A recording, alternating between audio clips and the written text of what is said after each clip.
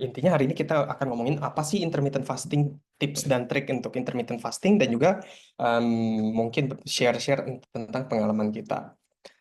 Sebelumnya mau tanya dulu, udah ada yang pernah coba intermittent fasting di sini? Harun udah kali ya, satu. Tante Rina kurang tahu, udah atau belum. Kalau udah atau belum nggak apa-apa, nanti kabarin aja atau taruh di chat, jadi kita bisa lihat kurang lebih em, ketertarikan atau mungkin expertise dari intermittent fastingnya gimana. Jadi intermittent fasting itu terkenal sekali ya, sekarang banyak banget orang yang nyobain intermittent fasting. Kalau kita lihat di sosial media, ada jutaan mungkin berbagi ilmu tentang intermittent fasting. Kebanyakan atau yang paling general intermittent fasting itu adalah 16 sampai 8. Jadi 16 jam puasa, 8 jam kita bisa makan.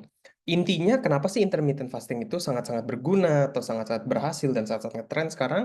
Karena memang ada ilmunya di balik intermittent fasting itu. Nomor satu adalah tentang autophagy. Autophagy itu kalau belum pernah ada yang dengar adalah proses alami tubuh untuk membersihkan dan memperbaiki sel di saat kita sedang berpuasa. Dan ini biasanya jalan tergantung jam-jam puasanya. Ada juga, ada juga tentang metabolic switch. Metabolic switch itu pergantian sumber energi em, dari antara karbohidrat dan lemak.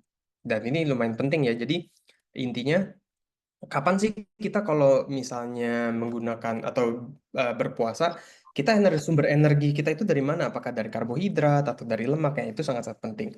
Dan yang sebenarnya banyak kurang tahu, intermittent fasting itu juga sebenarnya membantu regulasi hormon, meningkatkan sensitivitas insulin. Jadi lumayan berguna sebenarnya untuk orang yang memiliki masalah dengan insulin, dan juga mengatur hormon-hormon yang membantu tubuh kita untuk pertumbuhan.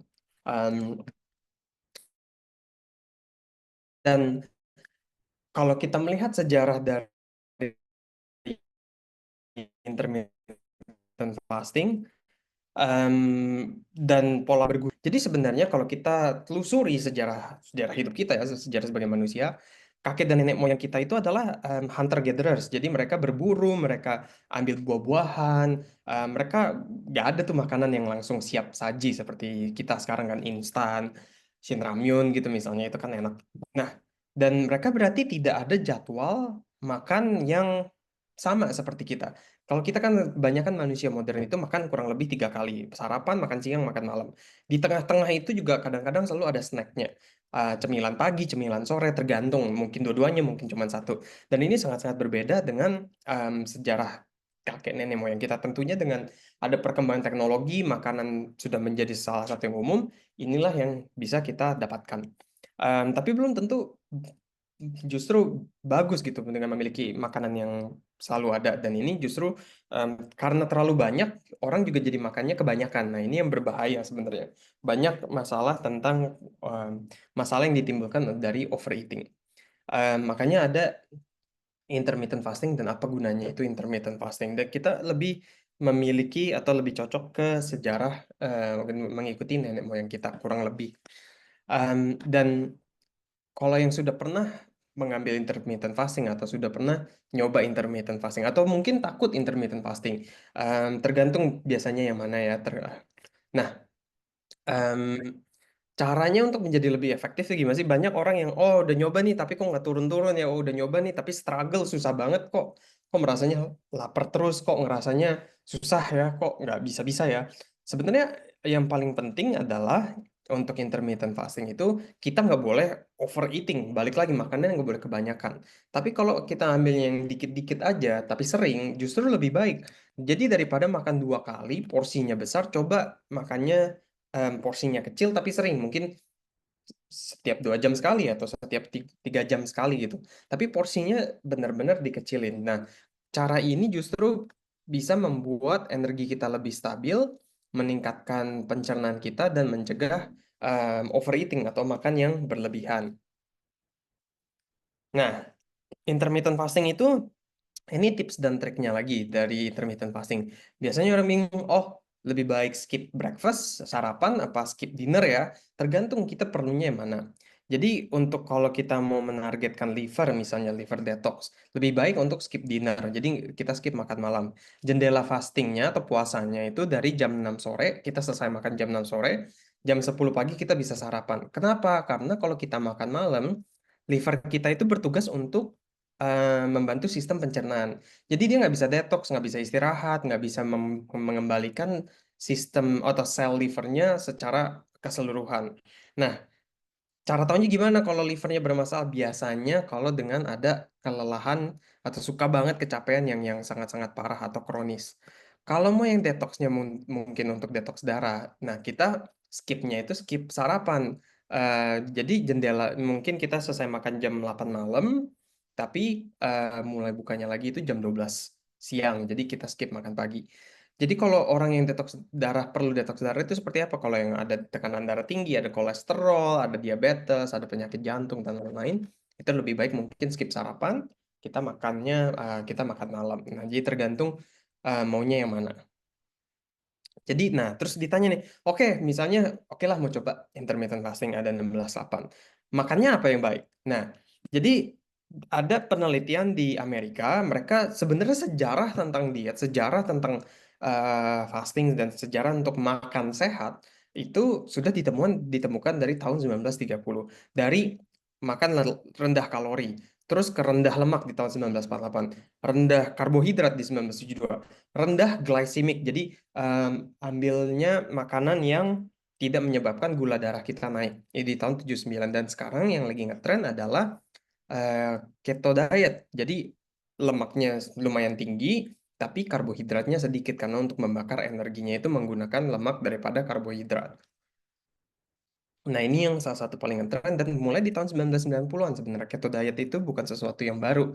Em, sudah berpuluh-puluh tahun kita ada di sini. Nah, produk bagus untuk keto diet itu apa? Kita ada juga untuk produk-produknya. Kita bilang kita coba ganti satu porsi makan. Jadi mungkin dari makan siang daripada bingung ambil apa, kita pakai protein shake. Nah, ini dengan kenapa kita bilang ini produknya bagus? Jadi ada dua produk. Satu adalah Osolin. Osolin itu protein hewani yang datang dari hewan dan ada Truplenish protein dari nabati. Yang paling bagus adalah gabungin mereka. Tapi kalau mau satu-satu aja juga nggak masalah.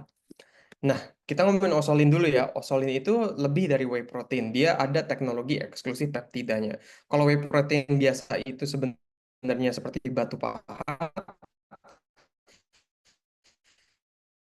Osolin ini sudah dipahat jadi bisa diserap sistem pencernaan lagi, langsung bisa masuk diserap dan langsung bisa digunakan oleh otot kita. Jadi, apakah udah teruji? Udah tentunya sudah teruji. Jadi kita ada tesnya juga untuk produknya. Ada dua kelompok yang ikut dalam penelitian yang double blind. Jadi nggak dikasih tahu mereka ambil apa. Jadi intinya adalah ada dua kelompok yang ngurangin kalori mereka sebanyak 500 kalori. Bukan jadi 500 kalori, tapi misalnya dari 2.500 menjadi 2.000 kalori sehari gitu. Tapi satu kelompok ada pakai osolin. Yang lain pakai whey protein biasa. Nah, begitu kita lihat dengan hari yang sama, walaupun mereka kehilangan berat badan yang mirip, tapi yang menggunakan osolin itu em, penurunan dari ototnya itu nggak banyak. Tapi yang pakai whey protein biasa, mereka menurun jumlah lemak dan jumlah em, em, otot yang berkurang. Karena kan kalau otot berkurang, berat badan kita juga akan turun kan. Itu justru seimbang. Jadi yang mau kita kurangin tentunya adalah fat loss kan, bukan bukan muscle loss. Otot kita kan sangat-sangat bagus. Nah, ini ada hal lain yang perbedaan dengan osolin, tapi yang paling penting aku mau bilang di sini adalah mereka mengandung 10 gram protein, campurkan dengan osolin untuk dapat campurkan dengan Truplenish yaitu protein nabati untuk mendapatkan 30 gram protein. Yang paling penting di sini aku bilang adalah osolin itu membantu memicu hormon CCK. Hormon CCK ini hormon natural yang ada di dalam tubuh kita dan mereka perannya adalah mengontrol nafsu makan. Jadi nggak bikin gampang lapar. Banyak orang udah ambil whey protein yang benar-benar pure whey protein, udah ngambil pun, oh masih lapar ya, kok masih lapar ya. Nah inilah perbedaannya. Oke, yang kedua adalah Truplenish, yaitu protein nabati. Jadi protein dari tumbuh-tumbuhan. Kenapa sih harus ngambil protein nabati, nggak dari protein hewani aja? Protein nabati itu biasanya mendukung daya tahan kita agar nggak terlalu cepat lapar itu lebih lama. Dan juga merasa kenyangnya tuh lama. Dia melepaskan energi secara stabil. Truplenis ini juga membantu menjaga berat badan yang lebih sehat dan membantu mendukung pencernaan. Datangnya dari mana kok bisa mendukung pencernaan? Nah, ini hasilnya dari sini. Tentu gluten free, soy free, dairy free, vegan friendly, nggak ada MSG, nggak ada campuran, dan nggak ada kimia. Dia 20 gram protein nabati, ada fibernya juga sama dengan 2 sampai 3 apel yang kecil, merasa kenyang, membantu pencernaan karena dari fiber, ada multivitamin mineral, probiotik, glycans, kalau ada yang mau tahu juga, ada omega 3-nya juga dari tumbuh-tumbuhan, dan tentu rasanya rasa natural, bukan rasa dari kimia atau ditambahkan. Ini datangnya dari bubuk coklat sendiri. Nah, yang paling penting kalau intermittent fasting itu apa sih? Yang satu, pastinya harus berani coba. Tapi yang kedua, yang paling penting itu adalah seberapa lama kita bisa berkelanjutan. Dan berkelanjutan itu artinya sustainability ya. Kita bisa bertahan lama untuk intermittent fasting. Yang paling penting itu bisa fun ambil intermittent fastingnya dan merasa enak untuk ambil intermittent fastingnya. Contoh-contohnya nih kita mau share yang biasa. Bella ambil, aku juga ambil. Kira-kira apa aja sih resep-resepnya? Nah, resep-resepnya yang pertama adalah Paradise Shake. Jadi ada osolin, yaitu protein hewaninya, tambahin blueberry kalau ada yang suka, atau berry-berry yang frozen berries gitu, tambah mangga, tambah nanas. Di blender, rasanya juga lumayan enak. Atau smoothie, kalau ada yang suka smoothie dengan buah-buahan, pakai osolin, yogurt, atau susu, tambah buah-buahan yang kalau bisa rendah gula. Ada yang gym shake yaitu 30 gram protein yang kita bilang tadi, osolin dan truplenis. Ada juga beli shake yang mungkin mau coba rasa lain dengan pakai rasa susu almond, rasa pakai air kelapa. Rasanya berbeda juga untuk menggunakan shake-nya. Jadi maupun intermittent fasting ataupun mau buka kasarnya kan, buka puasa, buka fastingnya, cobalah dengan sesuatu yang lebih enak gitu biar bisa lebih fun, biar berasanya aduh kok harus puasa terus. Nah, yang penting itu adalah sustainability-nya. Terus juga healthy snack. Kita apa aja sih kalau yang mau ambil snack? Ingat nggak tadi kita bilang adalah tentang keto diet. Keto diet itu low carb, karbonya dikurangkan. Jadi mungkin kalau yang suka nasi harus dikurangkan. Em, tapi kayak kan lain-lain. Tapi nggak mungkin kan kita nggak makan karbo sama sekali sedikit. Nah ini em, yang biasanya kita sharing apa aja sih untuk ambil snack apa aja sih yang sehat sebenarnya tapi ada karbonya juga sedikit, rasanya juga enak. Yang pertama adalah roti kacang. Roti kacang itu pakai kacang sedikit, mungkin segenggam, pakai telur, butter, kita blender, habis itu ditaruh di 3 menit di microwave. Jadilah seperti roti seperti ini. Atau kalau ada yang suka pakai yogurt, boleh juga Greek yogurt di sini pakai selai kacang. Kita juga biasanya nambahin, kita ada produk lagi untuk yang memiliki isi 16 em, buah-buahan dan 16 sayur-sayuran. Ada bubuknya ditambahin di sini, rasanya juga enak. Yogurt itu kan kaya akan protein, selai kacang juga kaya akan protein, dan juga bumbu bubuk sayuran itu juga rasanya enak manis. Atau ada yang kalau yang ada suka juga kue yang dari ubi. Di sini kalau ada yang suka makan ubi, caranya nih aku playin videonya ya. Jadi dia hancurin ubinya itu setelah di steam, masukin telur, diaduk-aduk, tambahin susu, diaduk terus. Abis itu dia dipanggang ya, ditaruh oven seperti itu udah bisa dipotong. Nah ini kue gampang dari ubi, rasanya sehat, rasanya enak, dan juga sehat, banyak proteinnya dari telur, dari susu, dan lain-lain. Kalau ada yang tertarik seperti ini, kabarin kita bisa bagi share-share tips lain, atau juga mungkin di sini yang biasanya ada bisa atau udah pernah intermittent fasting dan mereka ada snack-snack mereka sendiri. Ada yang suka bengkuang juga, mungkin bengkuang salah satu yang bagus, bengkuang pakai garam buah itu rasanya kan juga lumayan enak. Oke, selain dari situ tentunya kita nggak boleh hanya berdasarkan dengan intermittent fasting. Tentu intermittent fasting itu berguna, tapi kalau bisa ditambahkan dengan olahraga, itu justru yang paling-paling perfect. Contohnya nih, Bella sama aku lagi liburan di Bali. Biasanya kalau aku nggak intermittent fasting dan nggak olahraga, biasanya udah nambah berat badan banyak banget deh. Kemarin di sini setelah nimbang sebenarnya berat badan belum naik-naik banget, mungkin setengah kilo. Kita di sini di Indonesia udah 28 hari ya dari tanggal 2 November. Tapi balik lagi, eh, olahraganya apa nih? Pertanyaannya gitu kan. Oh, oke, kalau mau olahraganya apa nih? Mana yang cocok untuk semuanya? Tergantung. Gak semua orang bisa atau suka dengan olahraga. Jadi tergantung apa yang cocok dan apa yang bisa mereka lakukan. Contohnya Bella nggak suka olahraga yang high intensity, terlalu intens, mungkin jogging atau nge-gym dia nggak suka. Dia sukanya low intensity atau flexibility. Nah itu yang dia lebih. Sedangkan aku lebih suka strength training, yang nge-gym, angkat berat, atau high intensity, boxing ada kardionya juga. Nah, kira-kira kapan sih waktu yang paling bagus untuk olahraga? Low intensity atau cardio yang sedikit mungkin jogging, jogging ya bukan lari, jogging dikit, ada yoga, ada sepedaan, ada jalan kaki. Ini kalau bisa lagi puasa atau pagi sebelum buka puasanya, buka intermittent fastingnya. Kenapa? Karena ini membakar lemak secara efisien, tapi nggak pakai membakar karbohidratnya, nggak pakai cadangan glikogen kita. Jadi benar-benar langsung membakar lemak. Strength training, kalau biasanya ini kalau kuat ya strength training, ini biasanya kita perlu asupan tenaga. Jadi lebih baik itu setelah buka puasa, setelah kita makan atau lagi dalam jendela makan, misal 8 jam itu. Contohnya apa ya? Tentu angkat beban, ada resistance band, ada menggunakan berat badan. Kalau misalnya CrossFit, nah itu juga Pak strength training. Kenapa? Karena membangun dan mempertahankan otot kita.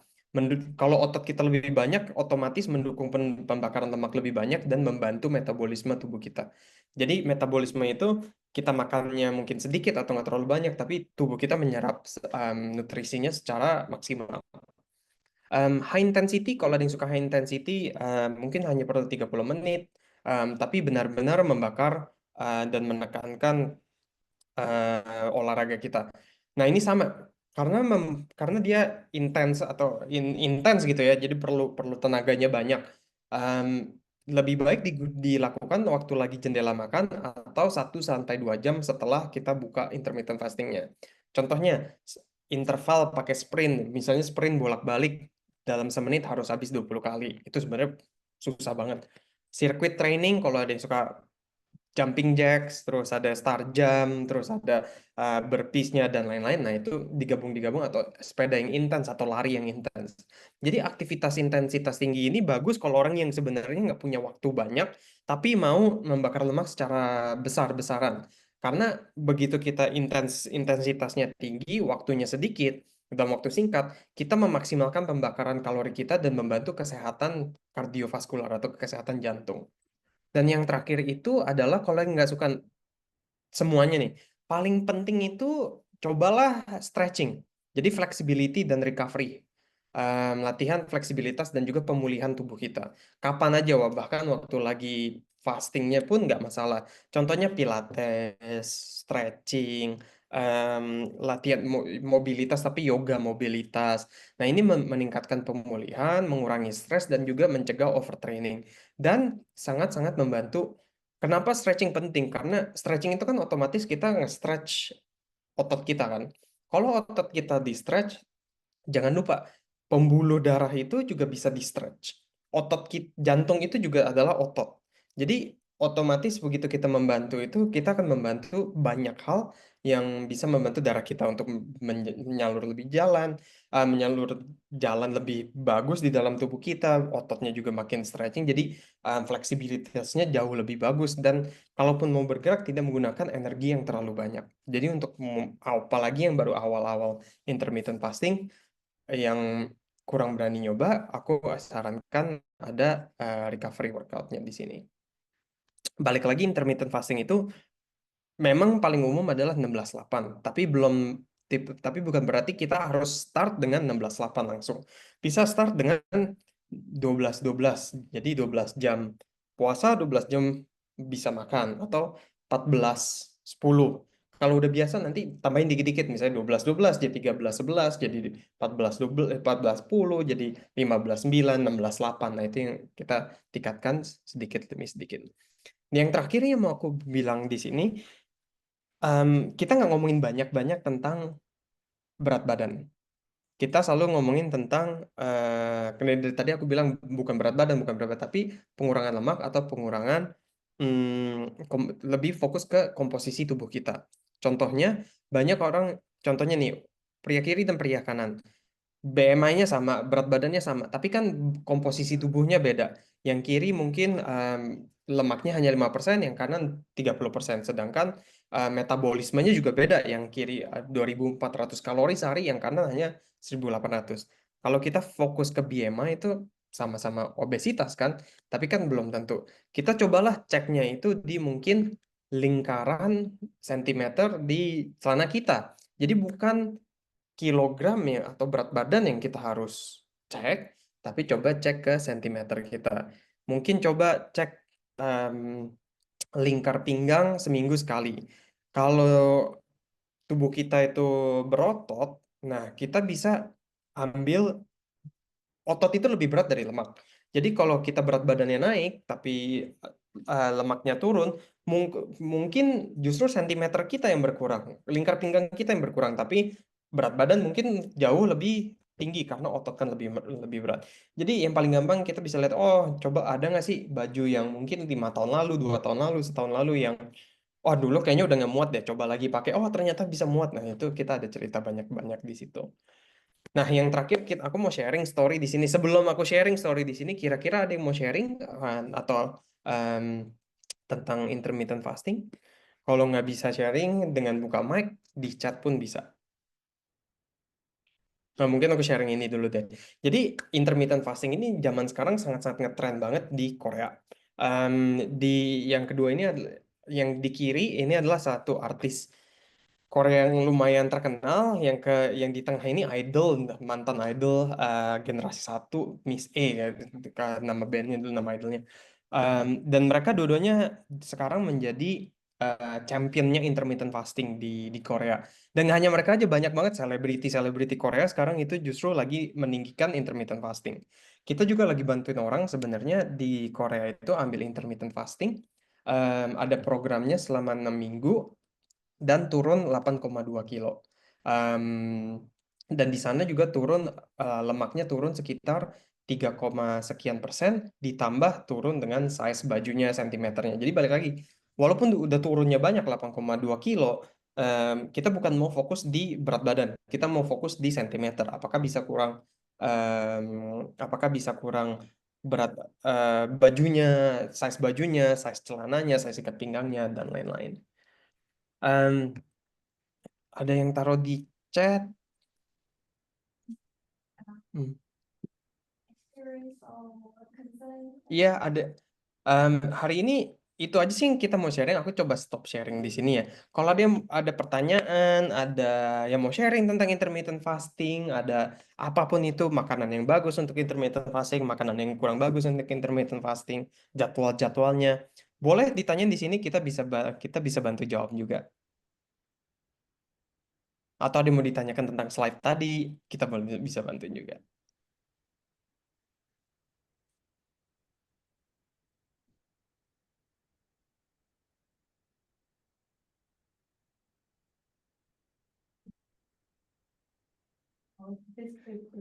Oh, udah di-share. Hmm. Bisa taruh di chat juga kalau ada yang mau, kalau ada yang mau tanya.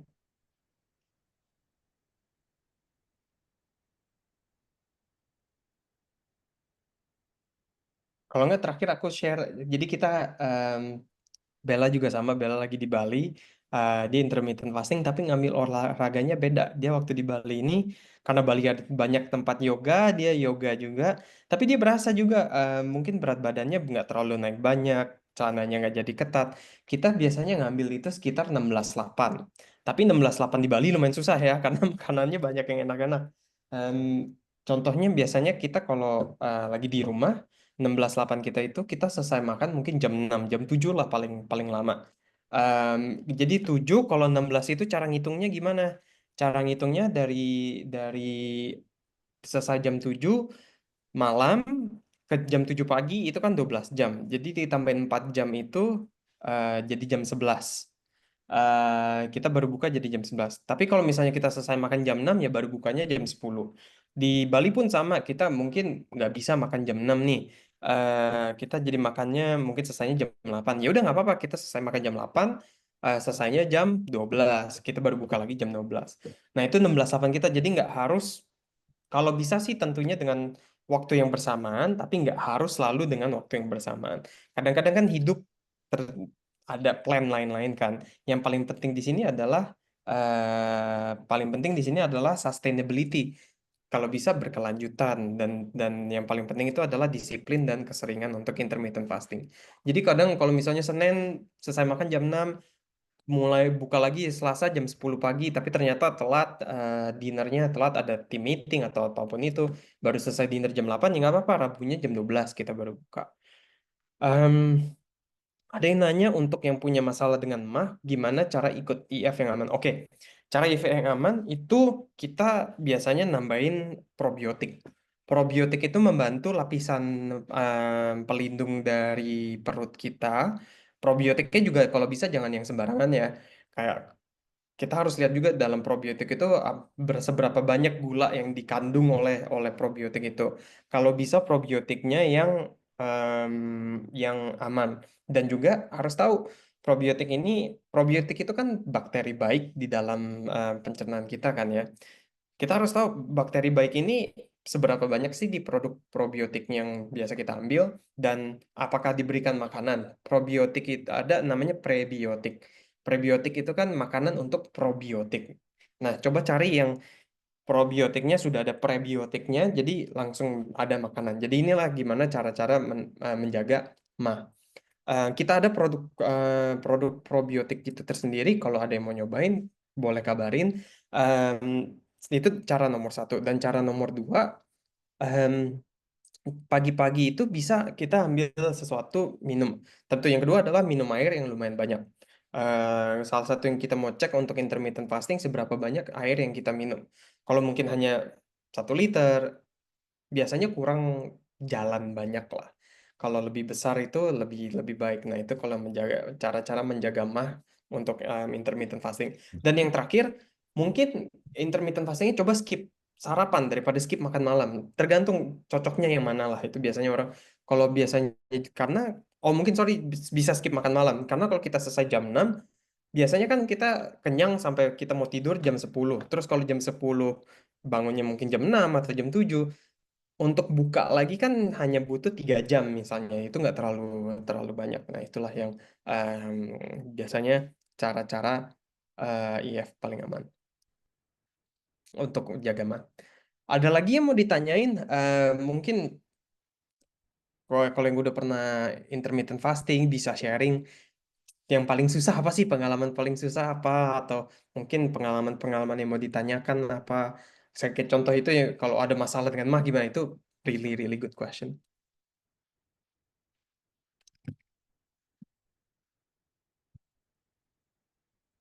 Ada lagi? Tante Anita, thank you udah join. Tante kalau kalau bisa buka mic, kalau bisa ya, kalau nggak apa-apa.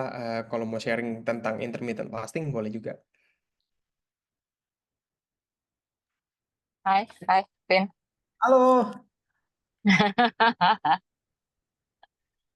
nggak apa-apa IF loh. ya, IF ya. IF tuh yang susah kalau lagi di jalan deh ya. Lagi jalan terus Ya, dibawa kuliner, nah itu deh. Cuman balik lagi semua tergantung niat sih. benar-benar. Ini Kalau emang niat mah oke-oke aja. Gitu sih, benar. ya selama ini Jadi sih. Tante sih kalau emang lagi pengen niat banget ya sukses. Tapi kalau emang lagi nakal ya cheating terus. benar-benar benar. Aku setuju banget. Ini aku Iya. kan lagi di Bali nih. Waduh, ini kalau ya niat-niat nggak juga sebenarnya kan. Kalau lagi makan Nah kan. iya makanya. Aku bisa sharing sih, kayak kita lagi di Bali kan sebenarnya masih ada IF-nya juga. Walaupun sebenarnya lumayan berantakan ya sejujurnya, karena kan makan malamnya kadang-kadang nggak tahu selesainya jam berapa kan. Misalnya biasanya kan kita beres makan malam jam 6 gitu. Jam di sini jam 6 sunset aja belum. Kalau kita mau ke Jimbaran kan belum bisa makan tuh jam jam 6. Em, Jadi mungkin kita bisa selesai jam 7 sampai jam 8. Nah, itu tinggal tambahin aja 16 jamnya gimana. Jadi kalau jam 7 ya bukanya jam 11. Kalau jam Jam 8 dua ya belas bukanya jam deh. 12. Nggak masalah, tergantung. Iya, iya. Jadi tergantung. Yang penting ya kuatnya aja sebisa mungkin dipertahankan intermittent fastingnya. Yang paling penting tuh intermittent fasting sebenarnya bukan seberapa banyak sih jamnya kita puasa. Ada yang bisa sampai 23 satu, ada yang bisa puasa 72 jam cuma minum lumayan. Tapi yang paling penting itu adalah balik lagi sustainability, berkelanjutan, bukan dalam arti disiplin jam berapa ya, tapi setiap hari harus dijalankan. Yang penting ada setiap hari minimal 14:10, 15:9, 16:8, tergantung sekuatnya gimana. Itulah yang Ini Jeff lumayan nih. um, Jeff baru mulai thank you udah sharing. seminggu kali ya si Jeff ya. Ada berapa ya? Ya, 4-5 hari lah Jeff. Oke lah, udah kelihatan lah. Gelangnya yang oke. mepet di tangan sekarang udah Oh kan. kelihatan longgar. Nah, itu Iya, yang paling, itu udah salah satu yang ini paling dia penting belajar dan nahan kita lah. nggak cek, em, iya, kita nggak cek dari berat badan, tapi kita balik lagi cek dari sentimeter. Apa sih yang bisa kurang? Yang dari ketat, misal celana, gelang, dan lain-lain bisa berkurang. Itu kan yang paling penting. Kadang kalau kita ditambahkan dengan protein, tambahin dengan otot, tambahin dengan nge-gym, kadang-kadang kan em, selalu otot itu lebih berat daripada lemak. Jadi mungkin berat badan nambah, tapi bentuk badannya jauh lebih bagus. Kan beda di situ. Sampai kapan, Vin? Oke, sampai 2 minggu lagi. Wih, Jai. Terakhir-terakhir nih. Mama, Kak, buka mic, ada yang mau di-share? Daerah, ya. Hmm. Mau ya paling so far ngikut IF dari Agustus sampai ke sekarang ini turun 5 kilo. Meskipun Wow. nggak strik-strik banget. Eh, terus enaknya adalah ya dari ukuran ukuran celana udah pada kedodoran. Terus eh kalau awalnya emang susah, tapi pas udah ngejalanin kadang-kadang nggak sadar sudah 14 14:10 atau 16:8 gitu loh. eh, Jendela puasanya. Terus kalau misalnya udah turun gitu, giliran makan banyak dikit gitu ya, eh, nggak usah terlalu banyak lah, pokoknya makan sehari kenyang 1 kali. Ada makanan ngemil-ngemil, itu naiknya nggak banyak sih. Paling cuma naik 0,5 kilo, besoknya turun lagi gitu. Jadi apa lebih balance aja ya nggak terlalu mendadak naik tinggi gitu loh. Ya udah cuman share itu aja. Thank you for sharing. Thanks, Mama. Em, Kalau gitu ini udah, Harun tuh mau share. ya silakan. Halo, Vincent. Ya, nah aku sudah jalanin ada mau sekitar 8 bulan ya. Wow.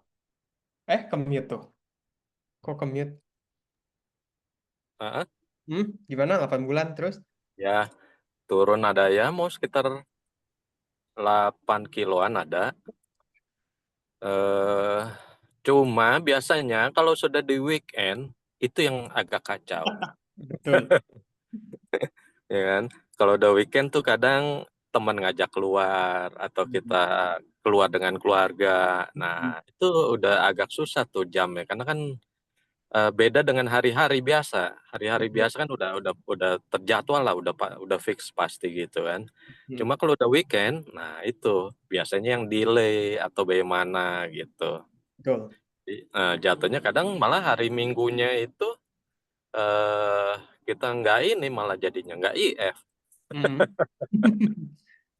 Aku sih kalau untuk exercise Hmm. hanya di eh, apa ya jalan kaki aja sih. Cukup oke Eh, banget. Jadi ya sekitar 10.000 langkah atau kayak yang lalu sampai 13.000 langkah ya lumayan lah.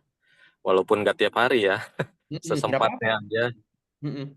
Yang pasti sih kalau untuk jalan itu sekitar seminggu sekali lah. Sip. Itu udah fix karena emang harinya waktunya ada maksudnya gitu. Mm-mm. Cuma kalau untuk pola makan itu maksudnya untuk makanan-makanan tertentu itu aku belum ada. Ya aku Apa? hanya jalanin dari jam berapa malam aku stop, besok pagi siangnya baru aku lanjut lagi. Hanya itu aja sih.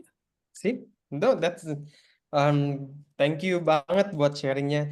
Yang mau aku bilang di sini kayaknya semuanya memiliki pengalaman yang mirip ya, nggak harus full ketat banget gitu kan, intermittent fastingnya selalu strict. Sebenarnya kita bisa lebih fleksibel juga, itu yang mau aku bilang di sini. Intermittent fasting tuh nggak harus mengekang sekali gitu loh, lebih lebih fleksibel, tapi bisa kelihatan ada yang 3 bulan udah 5 kilo, ada yang 8 bulan 8 kilo, ada yang lain-lain, ada yang baru 5 hari udah kelihatan sudah mulai turun. Jadi banyak yang kita bisa lakukan di sini. Em, itulah yang mau kita sharing, dan itulah kenapa intermittent fasting itu ngetrend banget sekarang, karena nggak harus merestrict banyak-banyak tapi hasilnya bisa kelihatan. Em, Terakhir juga kalau ada yang mau, kita ada grup khusus untuk intermittent fasting juga, di WhatsApp. Kalau ada yang mau, bisa DM kita ke Instagram yang ditaruh di chat tuh dari Bella, jadi @manatek.id, atau kalau bisa taruh nomor HP di sini.